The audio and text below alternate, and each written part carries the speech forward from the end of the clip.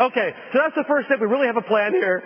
One, leap before you look. This is key in times of change. We want to hunker down and be secure. We can't be. So leap before you look. The only way to master change is to master change, to take a risk, to take a dare, to take action and see where it leads you.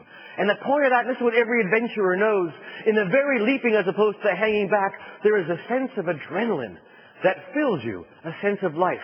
By taking risks, you are moving into life. And if you screw up, well, probably in your job, you won't die. Bob Ballard is a friend of mine. He's probably the most successful explorer in time. Some of you may know Bob's name. He finds things. He found the Yorktown, the Bismarck. He found the Titanic. Last week he found his car keys. They were behind the sofa cushion, he told me. He's still finding things. But when I asked Bob the secret of his success as an explorer, he says, I enjoy failing.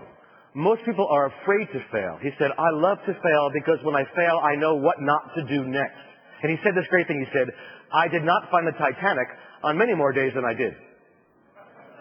Isn't that a great comment? But if he hadn't done all those failures, he wouldn't have found it. So that's my first suggestion. The only real risk of failure is to not risk at all.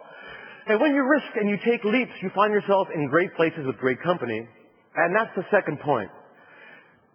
When you have something large in your life, it lifts you to a kind of largeness you otherwise would not have known, no matter the outcome.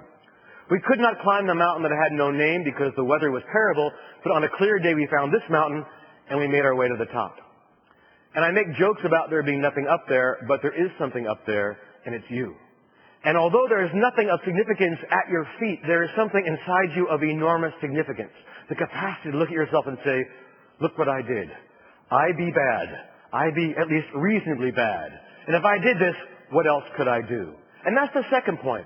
When you aim high, there is no such thing as failure. In aiming high and setting a lofty goal, you bring from yourself your very best.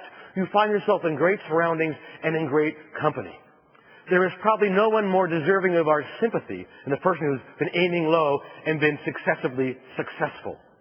Better to aim high and find yourself elevated and in great company with beautiful surroundings for a life.